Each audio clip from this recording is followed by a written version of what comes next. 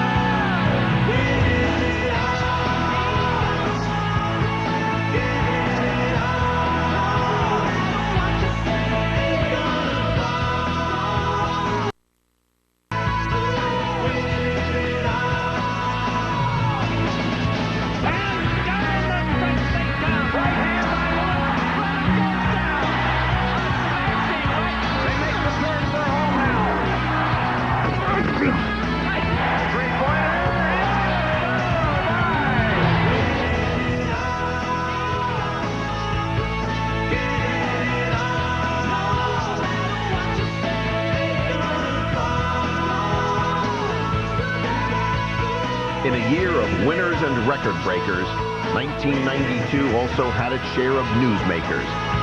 It was a year when new stars were born and repeat champions were crowned. A year full of flash and style. A year when fans found out that image can translate into titles and that dreams most certainly can come true.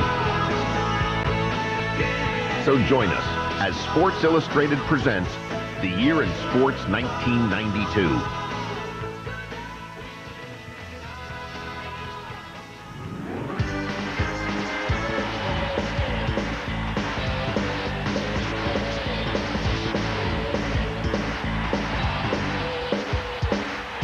By the time the college football season reached its climax on January 1st, two teams had broken from the pack and finished the race for number one in a dead heat. Going into the January 1 Bowls, there were two teams left, Miami and Washington. Everybody else had fallen by the wayside.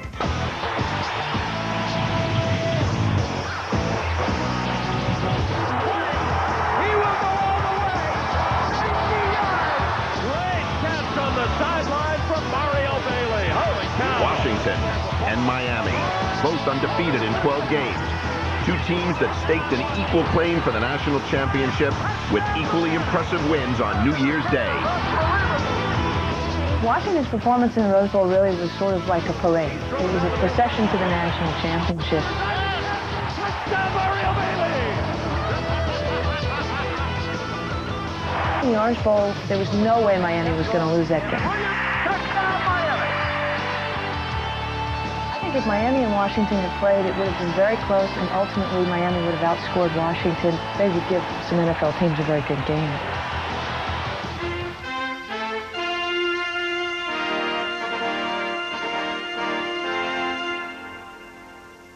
It's a jungle out there, baby, and if you ain't ready to be in that jungle, you better go home.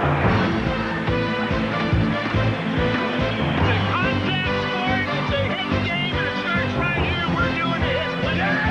The path to the 1992 Super Bowl was as brutal and violent as ever. Somebody wants to hit.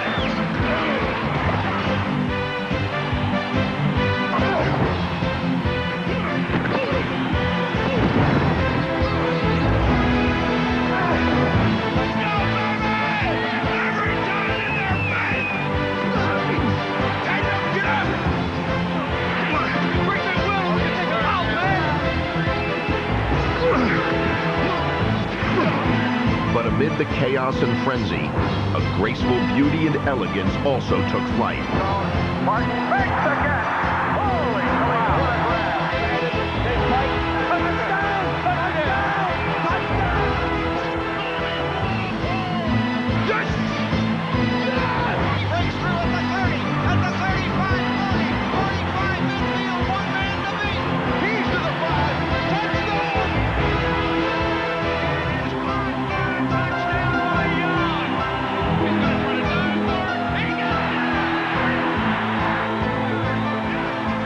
NFL, only the strong survive.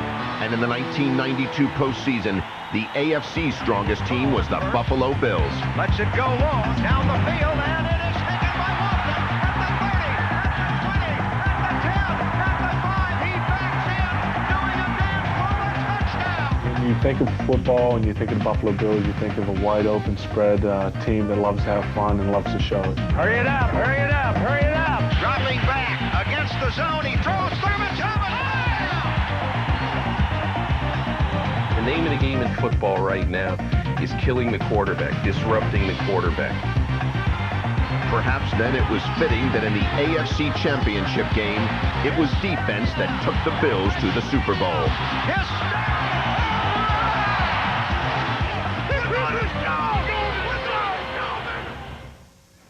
Time to get back on the top. Starting today. In the NFC, Mark Rippon's Washington Redskins were the NFL's other dominant team. Rolling out to the near side is Rippon, who steps up and throws it long for Clark at the 5, grabs it, touchdown, Washington Redskins. For me, it was kind of a make or break, put up or shut up year for myself. I knew the writing was on the wall that I needed to accomplish things that I felt I could always do. Here goes Rippon back in the end zone, got a man, diving catch, Art Monk, touchdown. Combining a quick strike offense with a punishing defense, the Redskins won more games than any other team in the league. Our defense is designed to go out and be the aggressor, to go out and be the actual one doing the hitting.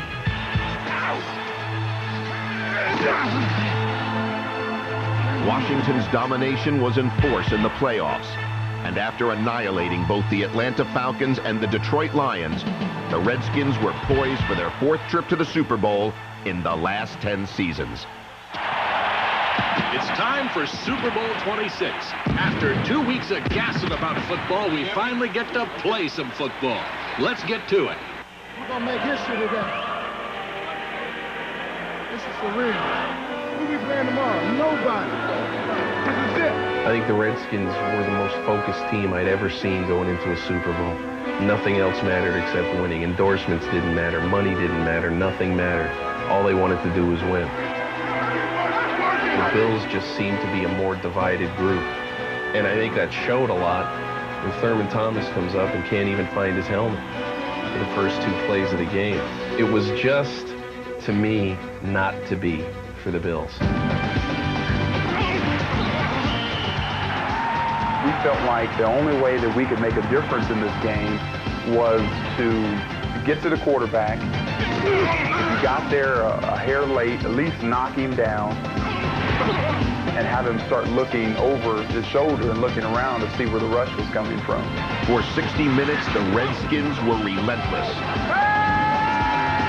The pass blitzed up the middle, has to dump it off, picked off, intercepted at the 25, to the 20, to the 15, it's Gadea to the 5, almost to the end zone, forced out of bounds to the 2. Their mastery, total and complete. We just didn't play a very good game, and when you don't play a very good game against a very good team, you're going to get trounced, and we did. In lightning formation, Rippon back to pass on a quick shot, throws it in the near flat to Biner at the 5, dives to the corner, touchdown, Washington Redskins. There's the snap. Rippon hands to Riggs over the right side. Touchdown, Washington Redskins. Before he was to the 2-yard line, I was running down the field, pumping I was in a high step. Carl Lewis couldn't have caught me in the high hurdles. Rippon runs back up the field, sprints, open his fists. I have never seen Rippon so excited. They ain't that good, though. Keep playing. Just gotta keep playing. Back he goes. Good protection again. Going deep. He's got Clark in the end zone. Touchdown, Washington Redskins. The one thing that no one can take away from 47 guys I went to battle with last year and myself is the fact that we can walk around proud for a year as Super Bowl champions. And I'll wear that ring as proud as ever. No one can take that away from me, and it's in the history books right now. The world champion Washington Redskins, winners over the Buffalo Bills, 37-24.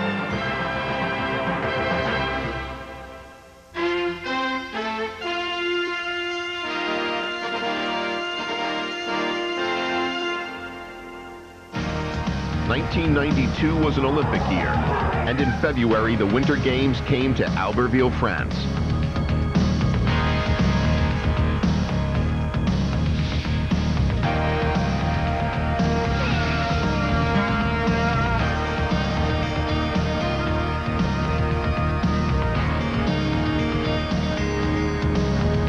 American perspective, probably the biggest story in the game was the fact that the American women were so successful, particularly relative to the American men. I think the U.S. won 11 medals total, 5 golds, and of those, the women won 9 of the medals and all 5 of the golds. This isn't just a short-term blip. The U.S. women, relative to the rest of the world, they're a dominating force. Bonnie Blair trying to win gold medals in consecutive Olympics. Bonnie Blair was the favorite in the speed skating. She won 2 gold medals. It's not easy to be a favorite. The pride of Champaign, and the corks are probably popping in Champaign, Illinois right now.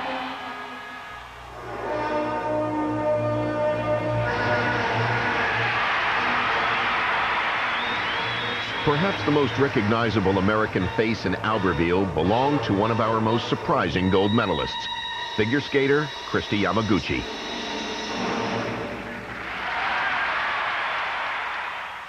Well, when I first found out that I did win the gold medal, it was just a buildup of emotions inside, just thinking, okay, this is what the early mornings and the years of sacrificing things has led to. You know, every bit of it was worth it. I would go through it all over again.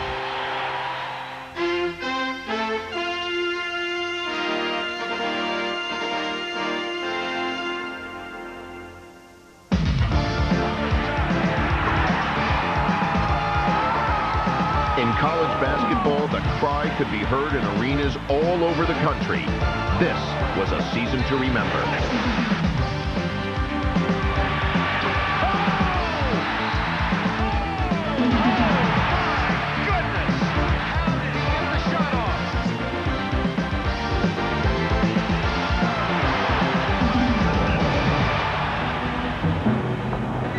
The king of the hill throughout college basketball's regular season was Duke. The NCAA's defending champions started the year as the #1 ranked team in the country and didn't slip a notch all season long. To go through a college season these days, #1, is not an achievement to belittle or overlook. So many people out hunting for you. In the finals of the NCAA's East Regional, the hunted almost got caught by Kentucky. Most likely the best tournament game ever. It was so fun-filled for the fans and for everybody involved. I'll always marvel at how many great plays so many kids made from both teams. Ashburn for 3. Yeah! Huge basket.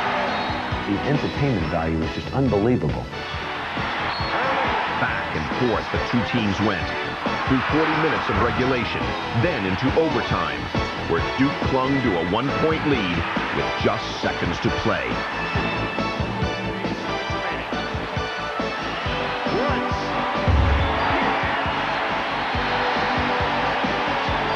There was such a rush to your head, such a euphoric experience. The first thing I think you have to tell them is, we're going to win. Whether you completely believe that or not, you have to get that in their minds. Here's what we're going to try to do. When those players went out and that court left that hose, you just looked up to the sky and said, I can't believe this is going to happen. And then suddenly it was taken away. I was supposed to stand in the corner and then flash to the foul line. And Grant was supposed to throw me the ball at the foul line, and that's exactly what happened. There's the pass to Leitner. Puts it up.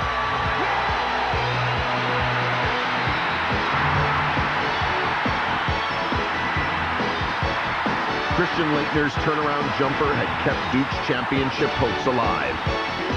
Now all that stood between the Devils and back-to-back titles were Cincinnati, Indiana, and the Fab Five freshmen from Michigan, the 3 other schools in the Final Four. So the tournament comes at the end of the season and you're not a freshman anymore. They played enough during the regular season. You play a Big Ten season, you played a real season of basketball. Michigan continued that real season with a convincing win over Cincinnati and moved on to the finals where Duke awaited, fresh off a surprisingly sloppy triumph over Indiana. The national championship game of college basketball for 1992. Michigan versus #1 and defending national champion Duke. And what a battle this should be for the biggest jewel in men's college basketball, the NCAA National Crown. Refusing to be intimidated by the magnitude of the moment, Michigan's freshmen battled Duke evenly throughout the first half, even posing some unexpected problems for the nation's #1 team. You just don't realize how big Michigan is. I thought they forced a number of the turnovers. It wasn't just us throwing the ball away. Weber behind the back to Belenga, goes up, underhand, Duke reverse, gets it. Great pass, Chris Weber. Another reason for Duke's slow start was the dismal performance of Christian Laettner, 1992's College Player of the Year. Sometimes a great player in baseball strikes out 3 times and then hits a home run to win the ball game. And he came out from halftime, I think, in just totally different frame of mind. For 3, yes! Christian Laettner. Soon Laettner had Duke off and running, aided by the tournament's most outstanding player, Bobby Hurley, and sophomore Grant Hill. I think Grant Hill was saying, there's a guy who's going to have to take care of business up front, and I'm going to be it. It just looked so easy, the way he slipped baseline those few times to score. It's just when they needed it, he did it.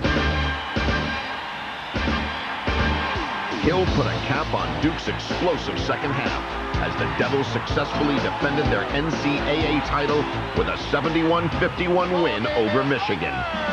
They said it couldn't be done, but Duke has done it again. And now, for the second year in a row, they wear the crown of the king.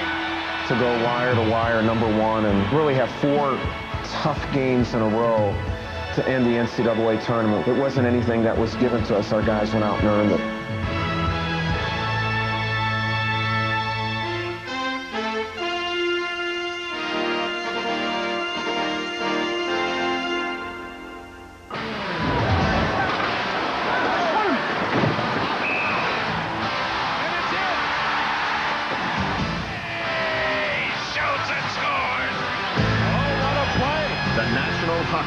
Celebrated its 75th anniversary with one of its most wide-open seasons in years. Ultimately, the cream would rise to the top as Mario Lemieux and the Pittsburgh Penguins would overcome injury and adversity to capture their second consecutive Stanley Cup.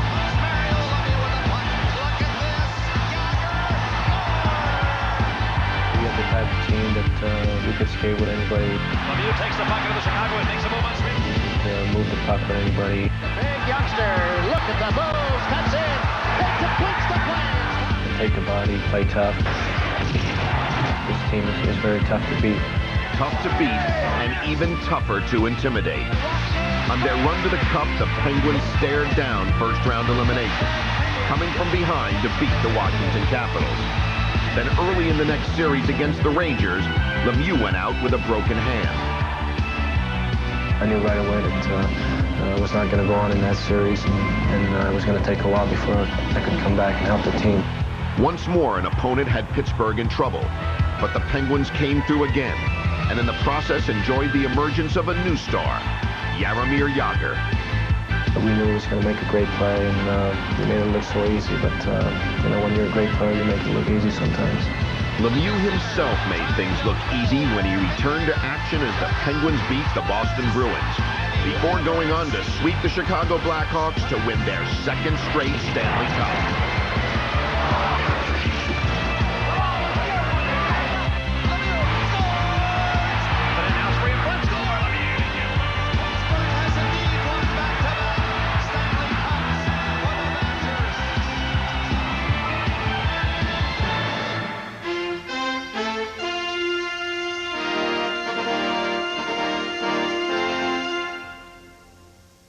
Now it's time for our 1992 Dubious Achievement Awards, for those athletes who prove that it's not whether you win or lose, but how poorly you played the game. We begin with Tony Mandarich of the Green Bay Packers. In college, he was once dubbed the Incredible Bulk, but after 4 years of futility in the pros, he's now nothing more than the Incredible Bust.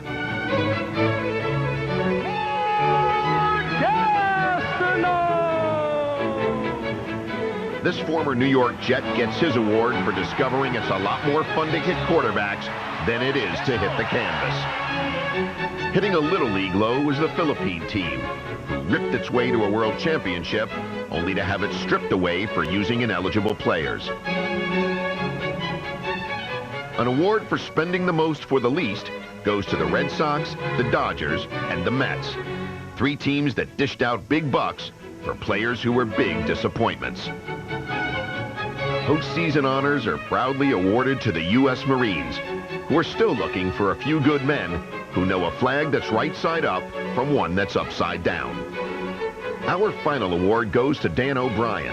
After failing to make the Olympic team, Dan never did get a chance to answer that question of who's the world's greatest athlete. Catch you next time, Dan.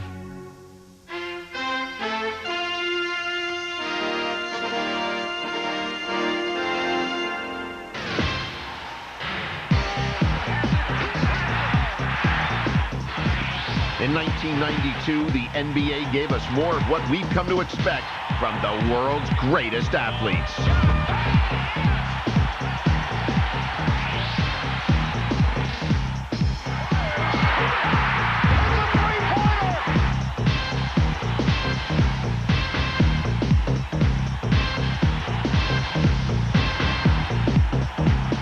Once again, expectations ran highest in Chicago, where the Bulls were out to defend the title they won the previous year.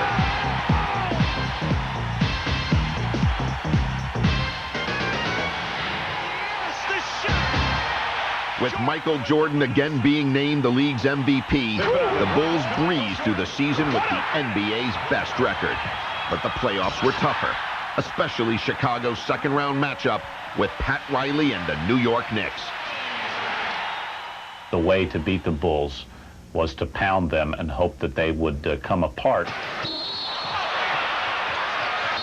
There was a lot of talking going back and forth between the teams. Purdue. I think he stuck his tongue out at him. The Knicks fed on it.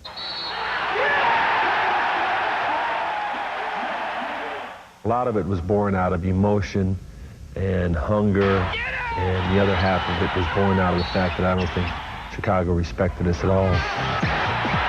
In the NBA, respect is earned. And in a violent 7-game series, the Knicks tried to get it the old-fashioned way by playing tenacious defense. There were a few hits that were a little harder, but when you're playing for a world championship, aggressiveness is defined as the disposition to dominate your opponent. Starts to tip it down on a very ugly play. It was kind of pretty juggler bait. They were pulling all stops out. We knew then that it was going to be a 7-game series all the way. They didn't scare us, but they woke us up. Held somewhat in check through 6 games, Jordan owned the 7th. I was very confident before Game 7. When the time came for me to step on the basketball court, I wanted to play so well. I wanted to win. The guy was not going to let his team lose at Chicago Stadium that day. He's just too good. Jordan's intensity, along with his 42 points, led the way in the Bulls' 29-point rout.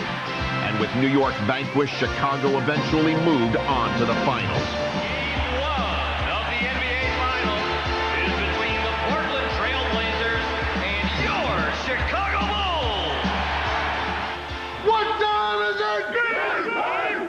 Just play the game, we'll referee. Have a good game, guys.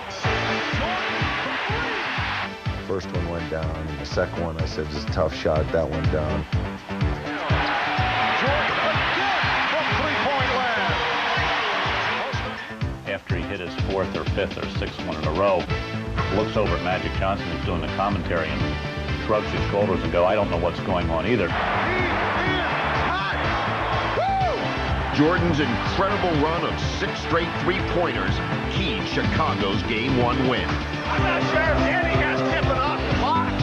See what he can do. See if he can score. Portland then fought back to even the series in Chicago, but the Bulls were tough on the road. One of the true marks of a champion has been this ability to enjoy humiliating the opponent's fans and putting it back in their face in Game 3.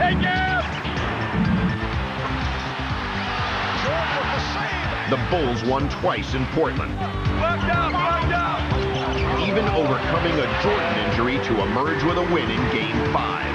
That was a real decisive game for us. We thought we dispirited the Portland Trailblazers at that time. Still, Game 6 would be an uphill climb, as the Bulls had to rally in the fourth quarter to overcome a large Portland lead. All right, you got into the situation where you got some momentum going now.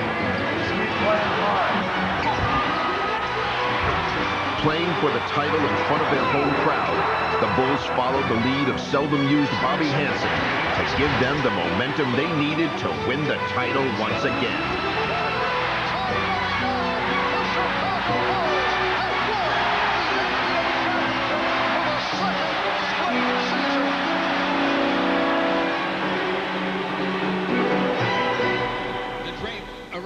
Without a doubt, the most compelling story of the NBA season was the emotional saga of Magic Johnson. His sudden retirement due to the HIV virus had barely sunk in before Johnson was back on the court again, performing his magic at the NBA All-Star Game. You could have called up the most schmaltzy Hollywood writer in the world. I mean, the guy would not have come up with this scenario. And low to Magic. Magic again tries to back Rodman in turn. Scores! Oh, my. Talk about the competition. You see it when it comes back. It's in his eyes. He wants to win. When Irvin came out in that particular game and played the kind of game that he played, they realized that he could still play. And he was still great. Three-pointer, yes! After much speculation, Johnson decided to return to the NBA. But in November, after attempting a comeback, he retired again, officially ending a career that began in 1979. Magic's timing was ironic. Just 2 months earlier, a longtime rival had said farewell to his career. We figured out I played over 1,100 games for the Celtics. That sounds like a lot of games, but I probably played that many in my backyard before I got here. So, you know, I would like to play it a little bit longer, maybe a year or two more, but there's just no way possible I was going to be able to do that. So today I'm retiring, and as far as I'm concerned, I gave my heart, my body, my soul to the Celtics, and you guys will never have to bother me again.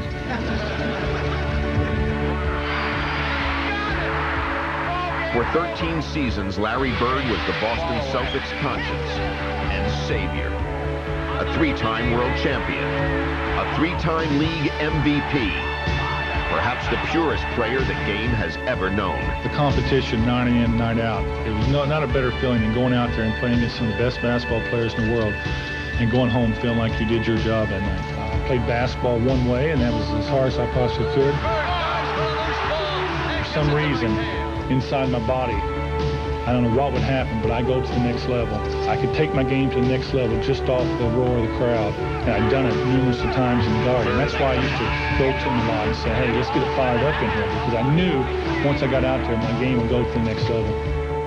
Emotionally, it's very tough because I'm giving up something that I've been doing for a lot of years. I love to play basketball. I've always enjoyed practicing. I've always enjoyed trying to make myself better.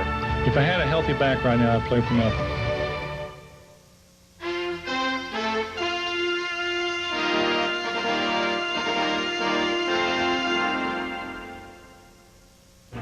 For 16 days in July and August, the athletes of the world assembled once more, this time at the Summer Olympics in Barcelona, Spain.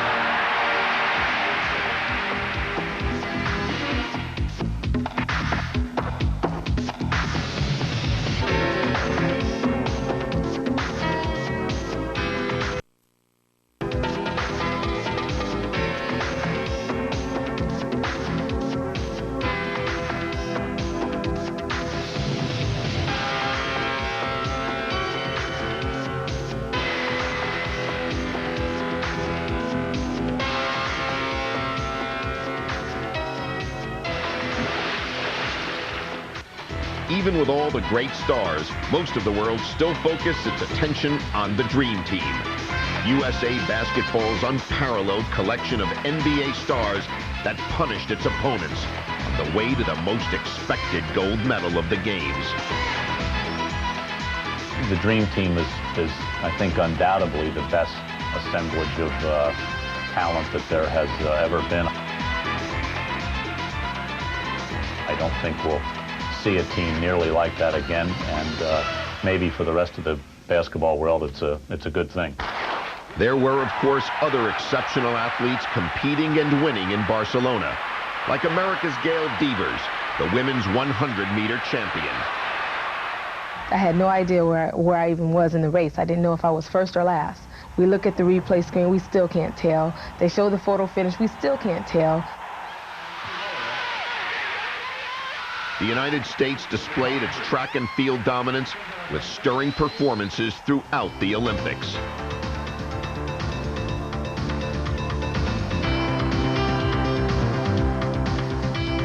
Leading the way in defense of the heptathlon gold she had won in Seoul was Jackie Joyner-Kersee. It was just a great feeling, and to see that flag going up, slowly going up to the top, this was a very, very special moment, not only for me, but for America. Another special U.S. Olympic performer was Carl Lewis, who won the long jump as well as a gold medal in anchoring the men's 4x100-meter relay team. They're ahead by about 6 feet. It's Lewis in first place for the United States. Cuba in second place. Nigeria third. Lewis walks away with a victory. That 30 seconds from the time I received that baton to running my 10 seconds, running my leg, winning it, and then looking back or looking up and seeing the clock that it was a world record was unbelievable, about the best 30 seconds I've ever had. And that was a very galvanizing moment. It brought Carl Lewis's career into perspective that really, in fact, this was the greatest sprinter in the history of man. In the end, Barcelona reminded us of the joy of winning and in the great spectacle of the Olympic Games.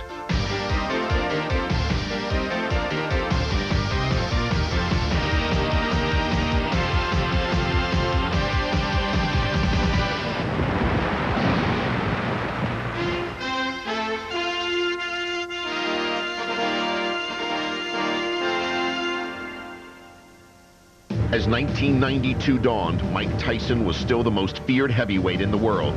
For 7 years, his ominous presence and unrestrained fury had terrorized opponents in the ring.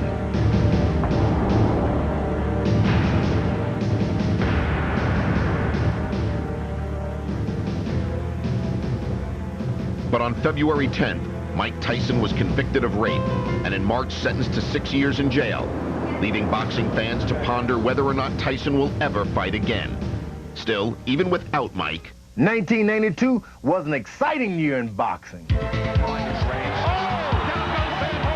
want a rematch with Tommy. You want me, baby? Come and get me.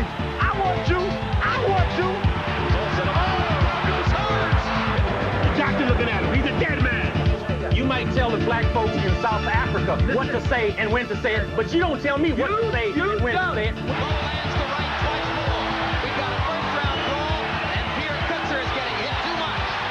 Talking to our camera. He says, I'm not Tommy Morrison. We saw guys who could punch. There he goes.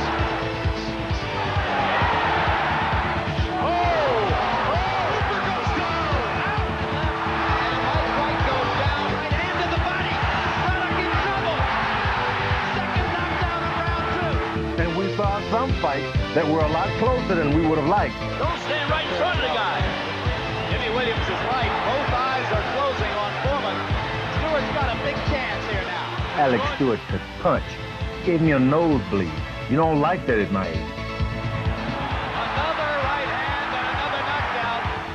And you can be certain you haven't seen the last of George Foreman yet.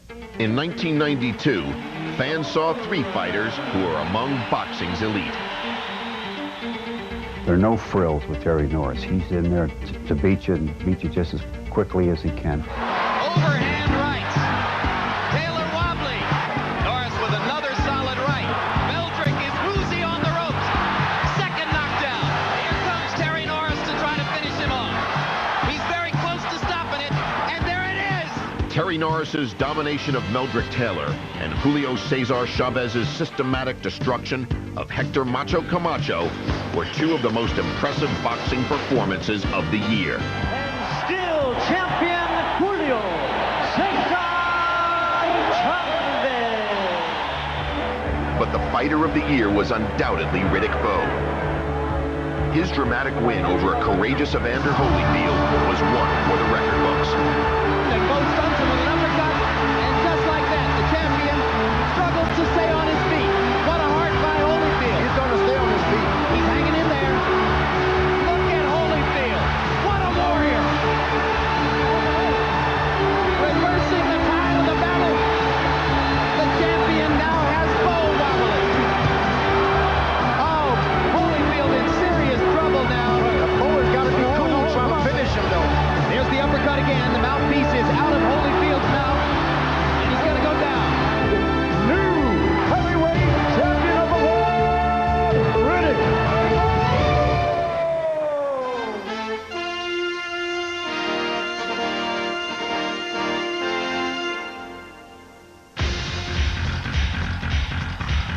And he leaps and makes a great catch. Great play by Stankiewicz.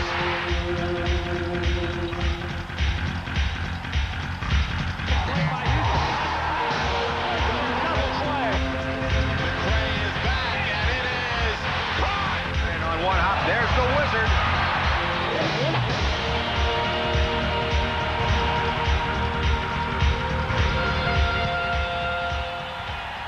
As baseball reached its stretch drive in 1992, the focus was not on the game's 4 less than thrilling pennant races, but rather on 2 of the sport's venerable stars and their quest for 3,000 hits.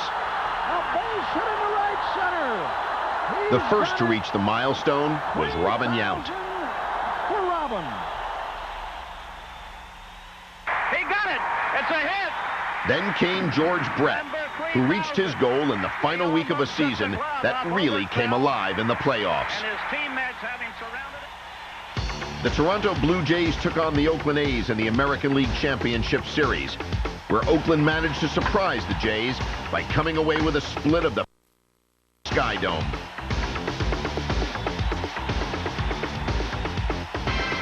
But led by Roberto Alomar, the Jays took 2 of 3 in Oakland and wrapped up the series by winning Game 6 at home. In the National League, all signs pointed to another competitive series between the Pittsburgh Pirates and the Atlanta Braves. And like the year before, the 2 teams battled through 7 exciting games.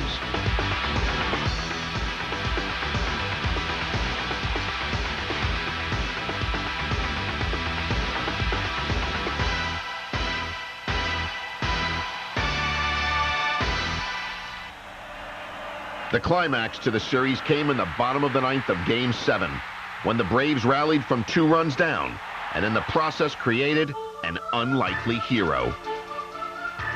That's the great thing about baseball. It comes down to a third-string catcher coming up in the 9th inning of the last game of the playoffs. The Braves season hangs in the balance as Francisco Cabrera comes to the plate to bat for the pitcher.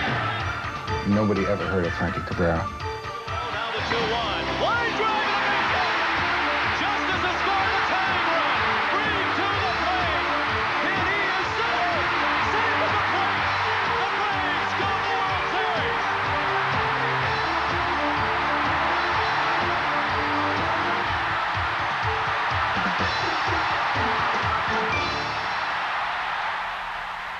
For the first time ever, the World Series would include a team from outside the United States.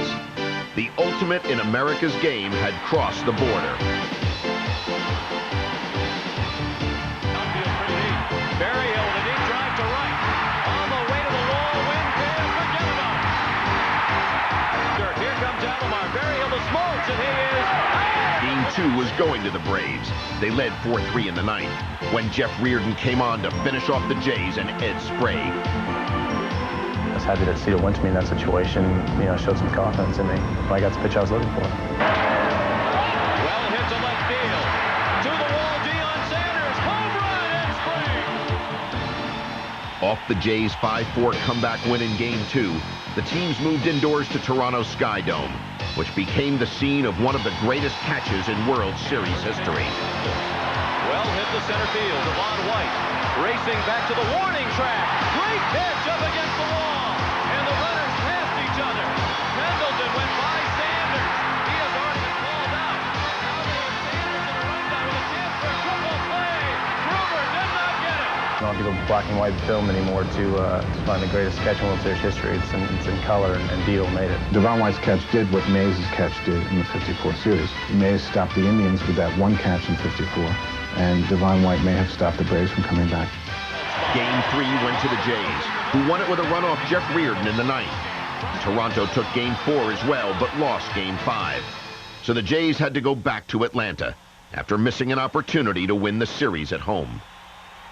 Everyone had to kind of regroup and say, hey, we got to bear down right here. We got to take this game right here. I knew we were going to have to turn it up a notch because we didn't want it to go to 7 games. Anything could happen. Actually, both teams turned it up a notch in a game that would eventually become a World Series classic. Otis Nixon, the batter. 2 outs, bottom of the 9th. Runners at first and second. The Blue Jays 1 strike away from the World Championship. The 0-2 pitch. Slap to the left side. A hit.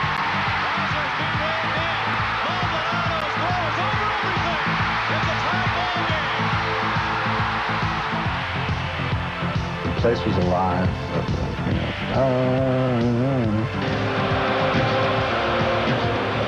You have to hand it to the Blue Jays, but they said they were more energized after that inning than they had been the entire game. And lined into center field to hit. As Toronto began a rally in the 11th, Brave fans looked for a sign that Charlie Leibrandt would be the right man to stop Dave Winfield. Bobby Cox was really up a creek at that point. He had Charlie Leibrandt on the mound, who had blown the World Series last year. But standing out there in the bullpen was Jeff Reardon, who had blown 2 games earlier in the series. But Charlie Leibrandt was watching Dave Winfield at that time. I worked the count to 3 and 2. Some guys were off and running. The runner's going. I was able to reach out and hit it hard past Pendleton. On the 3-2 to Winfield. Down the line, a base hit. Into the left field corner. It's a 2-run double for Dave Winfield. And a 4-2 Toronto lead. In the bottom of the inning, the Jays held off one final Atlanta rally. First time in history, the World Championship banner will fly north of the border. The Toronto Blue Jays are baseball's best in 1992.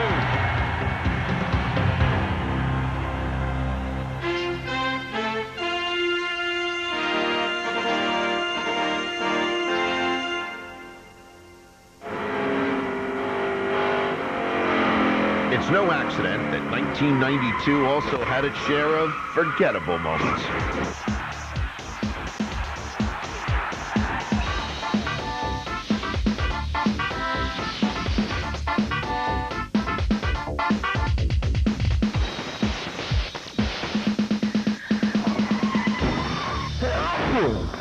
We'll put that right on tape, though. Like.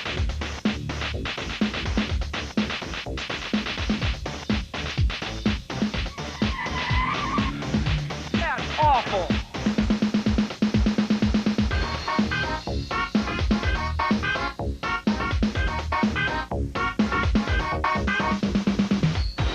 My God, I can't believe we blew that play. What the hell is that? Yeah, baby! This is it!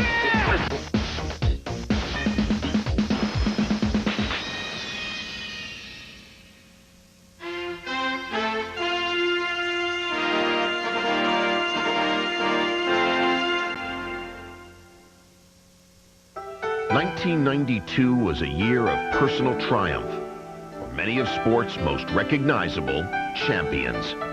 We were born to be champions, born to be champions. We were born to be champions, born to be champions. You can tell by the feeling, you can see it in the glow. Magic we are feeling is what we were meant to know. We were born to be champions. I have known since the time of my brain operation in September 1988 that I have AIDS. I have been an activist on many issues in the past and will certainly get involved with the AIDS crisis. We were born to be champions.